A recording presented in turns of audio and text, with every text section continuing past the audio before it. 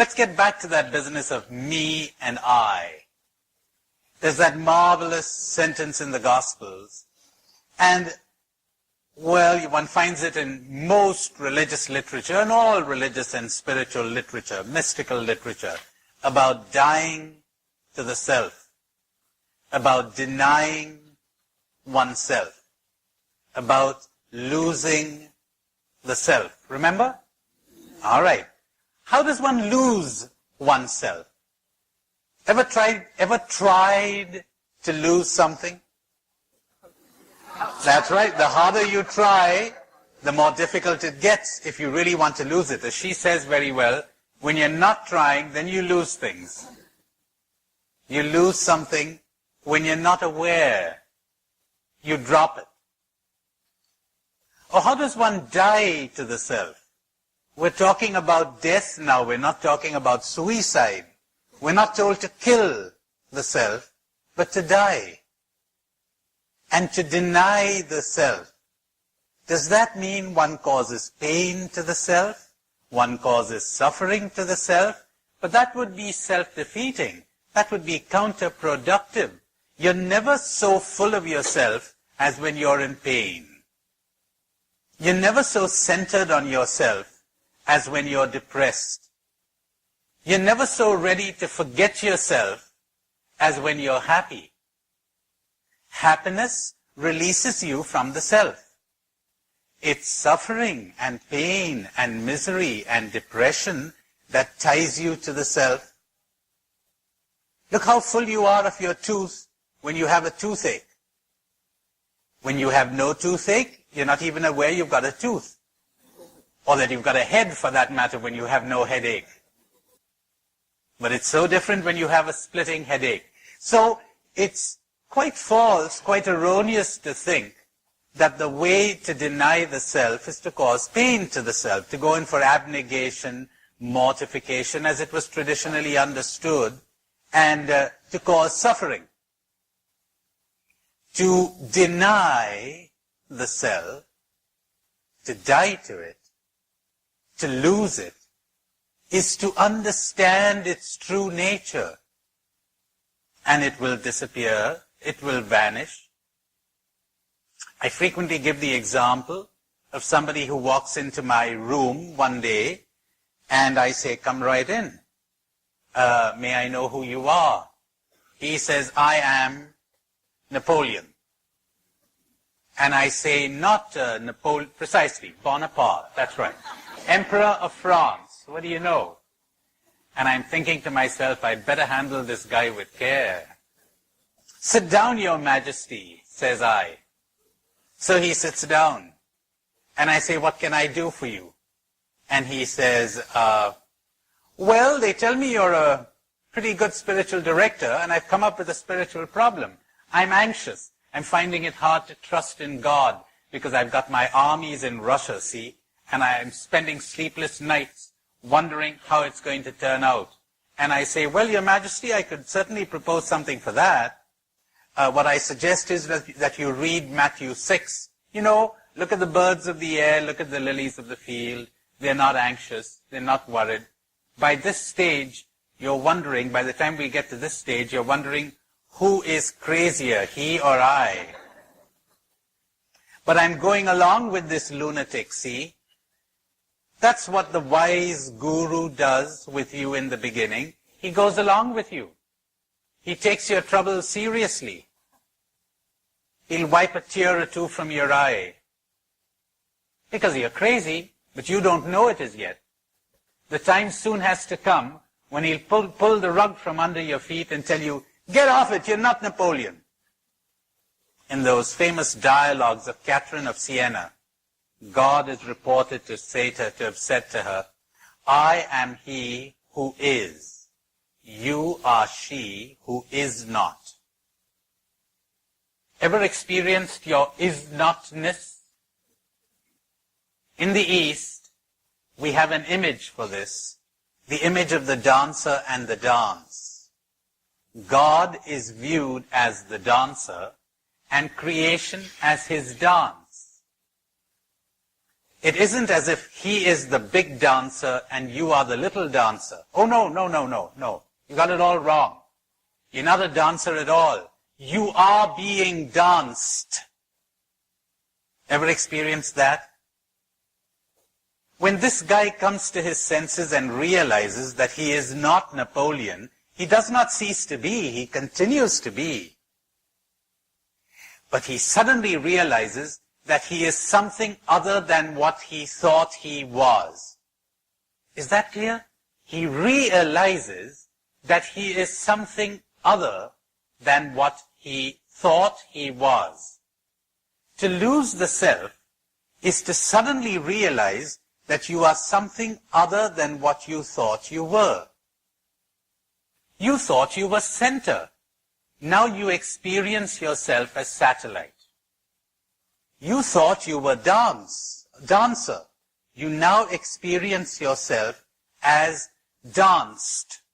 Now these are analogies. These are images. You cannot take them literally. They just give you a clue. They give you a hint. They're pointers, don't forget. So you cannot press them too much. Don't take them literally. I'll come back to this idea again when we come back to the scriptures. The scriptures are mystical poetry. They're not scientific descriptions, but more about that when we come to the Bible. So, the loss of the self. When you understand who, what you are, the self, the illusory self, is lost. As a step to attaining that, to moving towards that, I suggest this. Again, this is a kind of an imagery. Now don't go around imagining that this I is another guy and me is another person. No, no, no, no, no. These are ways of talking. But as you begin to understand the transitory nature, the transient nature of all these things that they keep attributing to you, you dissociate yourself increasingly from them. That's about the best you can do, I think, to prepare the ground for the loss of the self, for the death to the self. To move on to another idea, this whole matter of one's personal worth, self-esteem, self-worth, where do you get it from? Do you get it from success in your work? Do you get it from having a lot of money? Do you get it from attracting a lot of men if you're a woman, or a lot of women if you are a man? How fragile that is. How transitory. And when we talk about self-worth, are we not talking really about how we are reflected in the mirrors of other people's minds? Do we need to depend on that? One understands one's worth, again, a way of talking, when one no longer identifies or defines oneself in terms of these transient things. One no longer does that. I'm not beautiful because everyone says I'm beautiful. I'm really neither beautiful nor ugly. These are things that come and go. I could be suddenly transformed into a very ugly creature tomorrow. But I is still I. And then again after plastic surgery, I become beautiful. Does the I really become beautiful? See, you'll need to give a lot of time to reflect on these things. I've sort of thrown them at you in rapid succession. But if you would take time out to understand what I have been saying, to dwell on it, you have a gold mine there. I know, because when I stumbled upon these things, what a treasure I discovered. And to summarize some of that stuff I was giving you this morning, I put it in a simple sentence. Pleasant experiences make life delightful. Painful experiences lead to growth.